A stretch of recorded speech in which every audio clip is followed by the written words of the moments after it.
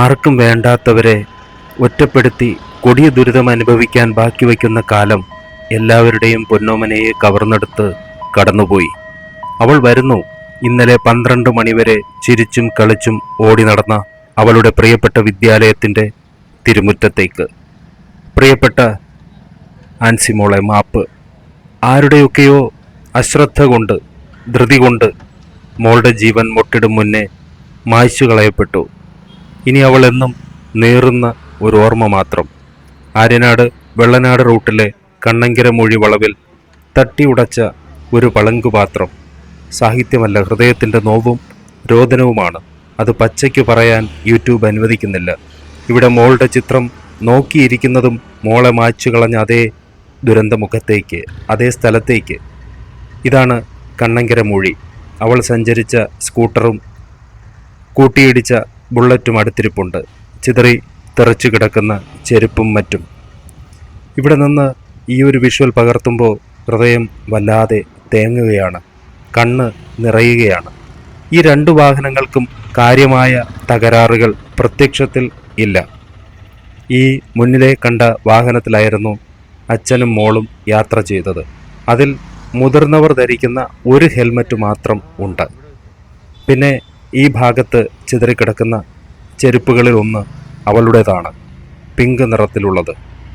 ഇന്നലെ ഏകദേശം 12-12:30 മണിക്കാണ് അച്ഛൻ മകളെയും കൂട്ടി ഇതുവഴി വന്നത്.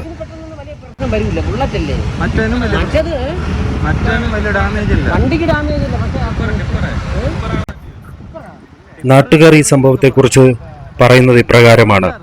അവിടെ നിന്ന് ഒരു വശത്തുനിന്ന് 3 വണ്ടികൾ വരിവരിയായി ഒരുമിച്ച് വരുന്നു. അതിൽ കല്ല് കയറ്റി വരുന്ന 2 ടിപ്പർ ലോറികൾ. ചെറിയൊരു കയറ്റമായതിനാൽ അവയ്ക്ക് വേഗത വളരെ കുറവ്. അതിൻ്റെ പിന്നിലായിരുന്നു അച്ഛനും മോളും യാത്ര ചെയ്തത്. അവർ ലെഫ്റ്റ് സൈഡിലൂടെ വരുന്നു. ചെറിയ ഒരു ടേണിംഗ് എത്തി. ഒരുപക്ഷെ ഈ ടിപ്പർ ലോറികൾ സ്ഥലം കൊടുത്തിട്ടാണോ എന്നറിയില്ല. എന്തായാലും അച്ഛനും മോളും ഒരു ടിപ്പർ ലോറിയുടെ, രണ്ടാമത് വന്ന ടിപ്പർ ലോറിയുടെ സൈഡിലെത്തുന്നു. ഇവിടെ നിന്ന് അങ്ങോട്ട് പോയ ഒരു ബുള്ളറ്റ് ഈ സ്കൂട്ടറുമായി കൂട്ടിയിടിക്കുന്നു. ഈ ഇടിക്ക് ശേഷം പിന്നെ സംഭവിച്ചത്, നേരെ മോള് വീണത് ടിപ്പർ ലോറിയുടെ പറയാൻ കഴിയുന്നില്ല. ഇവിടെ അവളുടെ പൊട്ടിയ സ്ലൈഡിൻ്റെ ഭാഗം കാണാം. ഇവിടെയൊക്കെ ചുവപ്പ് നിറമായിരുന്നു ഇന്നലെ. അതൊക്കെ കഴുകി മായ്ച്ച് കളഞ്ഞിരിക്കുന്നു. എന്നിട്ടും കറപോകാത്ത വേദനയുടെ പാടുകളുണ്ട്. ഈ സ്ഥലം ഇന്നലെ സാക്ഷ്യം വഹിച്ചത് ഒരിക്കലും ഈ നാട് ആഗ്രഹിക്കാതിരുന്ന ഒരു ദുരന്തത്തിനായിരുന്നു. തിരുവനന്തപുരത്ത് ആര്യനാടിനടുത്താണ് ഈ സംഭവം നടന്നിരിക്കുന്നത്. മോളുടെ സ്കൂള് ഉഴമലയ്ക്കലാണ്. അവിടെ നിന്ന് വരുന്ന വഴിയായിരുന്നു ഇന്നലെ ഈ അപകടം ഉണ്ടായത്. ഇവിടെയൊക്കെ നാട്ടുപാതകൾ വളരെ മനോഹരങ്ങളാണ്. തിരുവനന്തപുരത്ത് പലയിടത്തും അങ്ങനെയാണ്. അതുകൊണ്ട് തന്നെ റോഡിൻ്റെ ഇരുവശത്തും ധാരാളം ട്രാഫിക് ബോർഡുകൾ വച്ചിട്ടുണ്ട്. അവ നമ്മൾ ശ്രദ്ധിക്കുമ്പോഴെങ്കിലും വേഗത കുറച്ചും മറ്റു വാഹനങ്ങളുടെ വരവ്, നമുക്കെതിരെ വരുന്ന വാഹനങ്ങൾ ഏത് രീതിയിലാണ് വന്നുകൊണ്ടിരിക്കുന്നത് എന്ന് മുൻകൂട്ടി മനസ്സിലാക്കിയും വളരെ കരുതലോടെ വണ്ടി ഓടിക്കാൻ നമുക്കെല്ലാവർക്കും കഴിയണം. സ്വാഭാവികമായിട്ടും എല്ലാവരും അങ്ങനെ തന്നെയാണ് ചെയ്യാറ്. ഇപ്പുറത്താണ് മധു കിടന്നത്. ഞാൻ ചെന്ന് അവൻ്റെ പറഞ്ഞേട്ടാ, അവൻ്റെ ഹെൽമെറ്റ് നോക്കി നോക്കി, ആരും നമുക്ക് ആളറിയാം, നമുക്ക് എവനൊന്നും അറിഞ്ഞൂടില്ലോ ഹെൽമെറ്റ് ഇടുമ്പോൾ. ഞാൻ പറഞ്ഞ ഇതും നമ്മളെ മധുവല്ലേ അണ്ണാ, ഞാൻ തന്നെ. അപ്പോൾ ഞാൻ പറഞ്ഞു ഉടനെ ചെന്ന് സോമനെ വിളിച്ചോണ്ട് മോൻ പിന്നെ വണ്ടി എടുത്തുകൊണ്ട് ഉടനെ ചെന്ന് സോമനെ വിളിച്ചോണ്ട് വന്ന്. ഇവൻ 108 വിളിച്ചിട്ടാണ് സോമനെ വിളിച്ചോണ്ട് വന്നത്. സോമനെ വിളിച്ചുകൊണ്ട് കൊണ്ടിപ്പോൾ 10 മിനിറ്റ് 3, 4, 5 മിനിറ്റ് മുമ്പ് 108 വന്ന് കൊച്ചിനെ അപ്പോൾ ഒരു ഷാൾ വാങ്ങിച്ചിട്ട് മോദിയാണ് കൊണ്ടുപോയി. അപ്പോൾ നേഴ്സ് ഉണ്ടായിരുന്നു, അവര് അവിടെ വരെ പോയി പറഞ്ഞ് കൊച്ചു മരിച്ചെന്ന് പറഞ്ഞു. ഈ വീട്ടിലെ CCTV ദൃശ്യത്തിൽ ടിപ്പർ ലോറി നിർത്തിയിരിക്കുന്നത് കാണാനാകും. പക്ഷേ ഈ സംഭവം നടന്ന സ്ഥലത്തേക്ക് വിഷ്വൽ കിട്ടിയിട്ടില്ല. ഇതുവഴി അവിടെ നിന്നാണ് അവരിങ്ങോട്ട് വന്നത്. നേരത്തെ പറഞ്ഞതുപോലെ 2 ടിപ്പർ ലോറിയും അച്ഛനും മോളും പിന്നിലായിട്ട്. ടിപ്പർ ലോറിയുടെ മഡ് ഫ്ലാപ്പ് താഴെ പൊട്ടിക്കിടപ്പുണ്ടായിരുന്നു. അച്ഛൻ കയ്യിലണിഞ്ഞിരുന്ന വാച്ച് പൊട്ടിയ നിലയിലുണ്ടായിരുന്നു. ഇവിടെയൊക്കെ ശ്രദ്ധിക്കേണ്ട ഒരു കാര്യം, വളരെ വേഗത്തിൽ യാത്ര ചെയ്യാൻ പറ്റുന്ന രീതിയിൽ റോഡുകൾ സജ്ജമാക്കിയിട്ടുണ്ട്.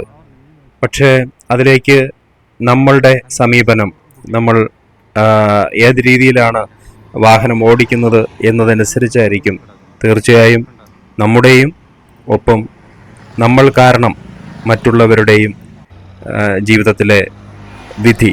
ഇതാണ് ആ കുഞ്ഞിൻ്റെ വീട്. വളരെ ശോകമുഖമായിരിക്കുന്ന ഒരവസ്ഥയാണ്. 10ാം ക്ലാസ്സുകാരിയാണ്. നന്നായിട്ട് സ്കൂളിലെ ഏറ്റവും മിടുക്കി. വളരെയധികം കുട്ടികൾ അവരുടെ അഭിപ്രായങ്ങൾ പറയുന്നുണ്ടായിരുന്നു. ഏത് പ്രകോപനത്തിനും പ്രതികരിക്കാത്ത, വളരെ സൗമ്യമായി മാത്രം മറ്റുള്ളവരോട് സംസാരിക്കുന്ന ആൾ. ഇവിടെ നിന്ന് നമുക്ക് കാണാം ഓവർടേക്ക് ചെയ്യരുത്, അപകട വളവുകളുണ്ട്. ഇത് മറ്റെവിടെ നിന്നും എടുത്തതല്ല. ഈ സംഭവം നടന്ന ആ സ്ഥലത്ത് നിന്ന് തന്നെ നമ്മൾ ആ വിഷ്വൽ എടുക്കുകയാണ്. ഇവിടെ നിന്ന് ഈ കണ്ട ബോർഡ്, ട്രാഫിക് വാണിംഗ് നൽകിയിരിക്കുന്ന ആ ബോർഡിൻ്റെ അടുത്ത് നിന്ന് നമ്മളിങ്ങനെ യാത്ര തിരിച്ചു കഴിഞ്ഞാൽ ഏകദേശം 2 ഇലക്ട്രിക് പോസ്റ്റ്, ആ ഒരു വ്യത്യാസം മാത്രമേ ഈ സംഭവം നടന്ന കണ്ണങ്കര മൊഴി എന്ന് പറയുന്ന സ്ഥലത്തേക്കുള്ളൂ. അതുകൊണ്ടാണ് നേരത്തെ ഞാൻ പറഞ്ഞത്, ഇങ്ങനൊരു ട്രാഫിക് സിഗ്നൽ നമ്മളോട് സംസാരിക്കുമ്പോൾ ഉടൻ നമ്മൾ ശ്രദ്ധിക്കണം. അത് ആരെയും കുറ്റം പറയുന്നതല്ല. ഇവിടെയാണ് ആ സംഭവം നടന്നത്. ബുള്ളറ്റുകാരനാണോ അതോ സ്കൂട്ടറുകാരാണോ അതോ ടിപ്പർ ലോറിക്കാരാണോ എന്താണെന്നറിയില്ല.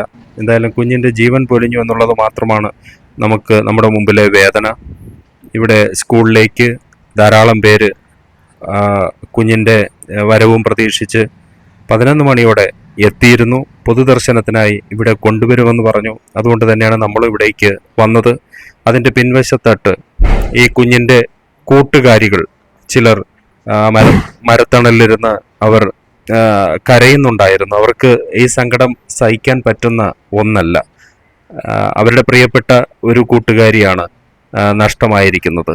അതുകൊണ്ട് തന്നെ പലരുടെയും മുഖത്തേക്ക് നമുക്ക് നോക്കാൻ തന്നെ കഴിയില്ല. അവർ അത്രയ്ക്ക് ആ സങ്കടം പേറുന്നുണ്ട്. പറയാൻ അവർക്ക് വാക്കുകളില്ല. കരഞ്ഞു തന്നെ തീർക്കുകയാണ്. അവർ മാത്രമല്ല, ഈ കുഞ്ഞിൻ്റെ അധ്യാപകരും. ആ ക്ലാസ് ടീച്ചറിനെ കുറിച്ചൊക്കെ മറ്റൊരു അധ്യാപിക പറയുന്നുണ്ടായിരുന്നു. അവർക്ക് കരഞ്ഞ് തളർന്നു ക്ലാസ് ടീച്ചർ. ഇവിടെ കുഞ്ഞിൻ്റെ ഫോട്ടോ വെച്ചിട്ടുണ്ട്. നമ്മളിപ്പോൾ നിൽക്കുന്ന ഉഴമലയ്ക്കൽ സ്കൂളിൻ്റെ മുന്നിലാണ്. നമ്മുടെ കാഴ്ചയ്ക്കപ്പുറവും മനസ്സുകൾ തമ്മിൽ സംവദിക്കുന്ന ദുഃഖമുണ്ട്. അത് ഇതുപോലെ പറഞ്ഞിടാൻ പറ്റുന്നവ അല്ല. ശ്രദ്ധിക്കണം. കുറേ കാലം കുറച്ച് കുട്ടികളെ എങ്കിലും നമ്മുടേതായിട്ട് സംരക്ഷിച്ച് നമ്മൾ വളർത്തി വലുതാക്കി വിട്ടു കഴിഞ്ഞാൽ പിന്നെ അത് അവരുടെ ഇഷ്ടം. പക്ഷേ ആ കാലം അത്രയും കൈവെള്ളയിൽ എന്ന പോലെ കൊണ്ടു നടന്ന് നഴ്സറിയുടെ ഫ്രണ്ടിൽ നിന്ന് വണ്ടിയിൽ കയറ്റി വീട്ടിലെത്തിച്ചും പെരുമഴയത്ത് വളരെ സുരക്ഷയോടെ വീട്ടിലേക്ക് കൊണ്ടുവന്നും വളർത്തിയ അനുഭവം എനിക്കുമുണ്ട്. ആ കരുതൽ എന്തെന്ന് എനിക്ക് നന്നായിട്ടറിയാം. ഇവിടെ ഈ സ്കൂളിൻ്റെ വരാന്തയിലേക്ക് ആ കുഞ്ഞിനെ കൊണ്ടുവന്നപ്പോൾ സമയം ഏകദേശം 2:45, 3 മണിയോളം ആയിരിക്കുന്നു. അതുവരെ വിശപ്പ് പോലും മറന്ന് അവിടെ വന്ന് നിൽക്കുന്നവർ വിലപിക്കുന്നുണ്ടായിരുന്നു, പൊട്ടിക്കരയുന്നുണ്ടായിരുന്നു. ടീച്ചേഴ്സും അതെ, അവിടുത്തെ മറ്റ് സ്റ്റാഫുകളും അതെ, കുട്ടികളും അതെ. ഓർമ്മകളിൽ കരഞ്ഞു തീർക്കാൻ മാത്രം നമ്മളെ അനുവദിച്ചിട്ട് നമ്മുടെ പ്രിയപ്പെട്ട ആൻസിമോള് പോയി. ഇവിടെ ഇപ്പോഴും ആ ബോർഡ് ഉണ്ട്. ഇനിയും യാത്ര ചെയ്യുന്നവർ, പ്രിയപ്പെട്ടവർ, ദയവായി ശ്രദ്ധിക്കുക. ഡ്രൈവിംഗ് വലിയ റെസ്പോൺസിബിലിറ്റിയാണ്.